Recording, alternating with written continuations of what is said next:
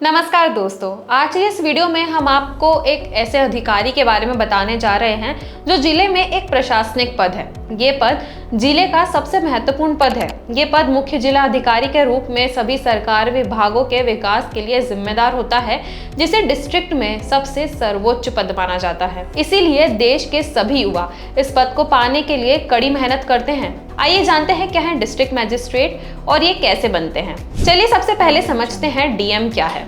DM का पद प्रत्येक जिले में सर्वोच्च अधिकारी होता है, जो राज्य सरकार का एक वरिष्ठ प्रतिनिधि होता है, जिसे डिस्ट्रिक्ट मजिस्ट्रेट कहा जाता है।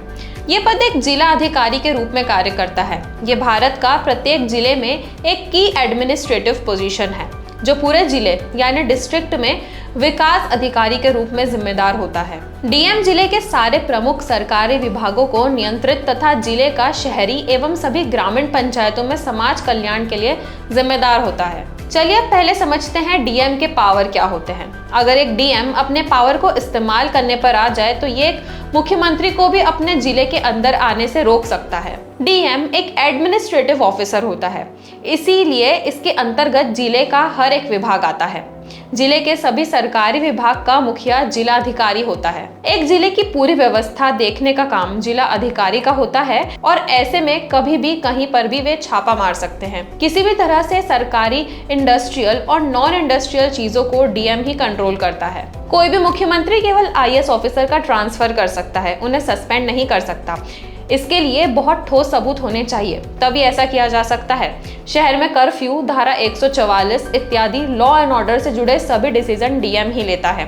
भीड़ पर कार्यवाही करने या फायरिंग जैसे ऑर्डर भी डीएम दे सकता है। अब हम जानेंगे कि डीएम की मेन रिस्पॉन्सिबिलिटीज क्या होती है। डीएम एक ऐसा पद है जो जिला अधिकारी के रूप में पूरे जिले के प्रशासन विभाग का प्रभारी होता है, जो पूरे जिले के विकास और सामाजिक कल्याण के लिए उत्तरदायी होता है। डीएम पूरे जिले का मुख्य अधिकारी होता है और इस पद पर रहने वाला व्यक्ति पूरे जिले में सभी सरकारी विभागों और जिला प्रशासन का नेतृत्व करता है। डीएम जिले का सर्वोच्च अधिकारी होता है। वह किसी भी समय जिले की किसी भी विभाग जैसे स्वास्थ्य विभाग, शिक्षा विभाग, सिंचाई विभाग, खेल, पशुपालन विभाग में जाकर निरीक्षण कर सकता है। पूरे जिले में जन कल्याण के लिए शांति बनाए रखने की जिम्मेदारी उन्हीं की है।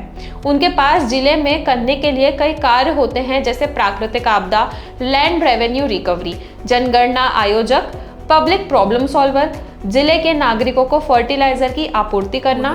इसके अलावा पूरे जिले में डीएम की कई जिम्मेदारियां होती है, जिसमें जिले में चुनाव प्रक्रिया, आपदा से राहत देना, कानून व्यवस्था बनाए रखना, सरकार द्वारा सौंपे गए कई अन्य मामले हैं, जैसे जिले में हो रहे उपयोग, किसी सामान या वस्तु की गुणवत्ता की जांच करना या कमी पाए जाने पर सख्त कार्रवाई करना इत्यादि। तो चलिए अब पहले समझते हैं डीएम बनने के लिए शैक्षणिक योग्यता क्या होती है।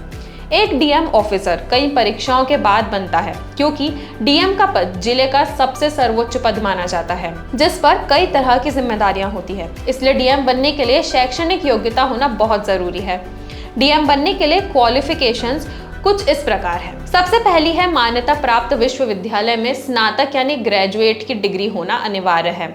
इसके अतिरिक्त जिला अधिकारी बनने के लिए विशेष डिग्री और प्रशिक्षण प्राप्त होना अनिवार्य है, और फिर इस पद को प्राप्त करने के लिए कई परीक्षाएं देनी पड़ती है, जिसमें उम्मीदवार की क्षमता का निरीक्षण किया जाता है। दूसरा है डीएम बनने के लिए न्यूनतम आयु 21 वर्ष है, जबकि विभिन्न श्रेणियों के लिए आयु श्रेणियों के अनुसार निर्धारित की गई है।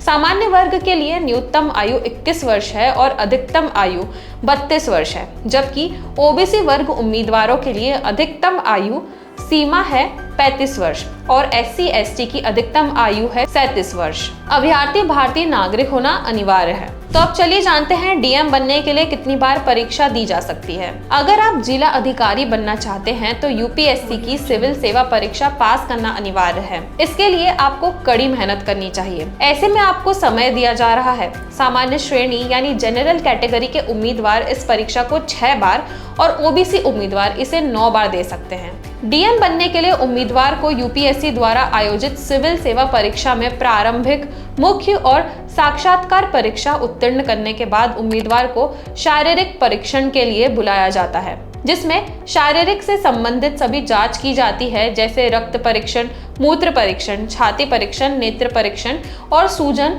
अस्वाभाविक हिलना डुलना परीक्षण किया जाता है। फिजिकल टेस्ट पास करने के बाद उम्मीदवार को प्रशिक्षण के लिए लाल बहादुर शास्त्री राष्ट्रीय प्रशासन एकेडमी भेजा जाता है।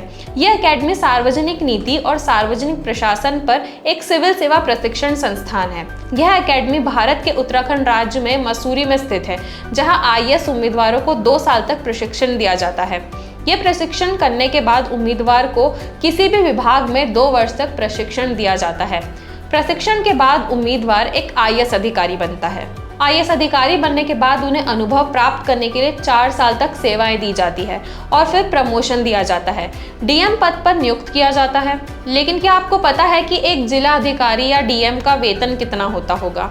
डीएम की सैलरी की शुरुआत होती है 80,000 रुपए से शुरू होकर 1,30,000 रुपए तथा अन्य सुविधाएं भी उन्हें प्रदान की जाती है। तो अगर आप भी डीएम बनना चाहते हैं और आपको डीएम से जुड़ी ये जानकारी खास लगी हो तो इस वीडियो को लाइक और शेयर करें, साथ ही हमारे चैनल को सब्सक्राइब जरूर करें। हम आपसे मिलते हैं एक अगली इन्फॉर्मेशन के साथ, तब तक के लिए धन्यवाद।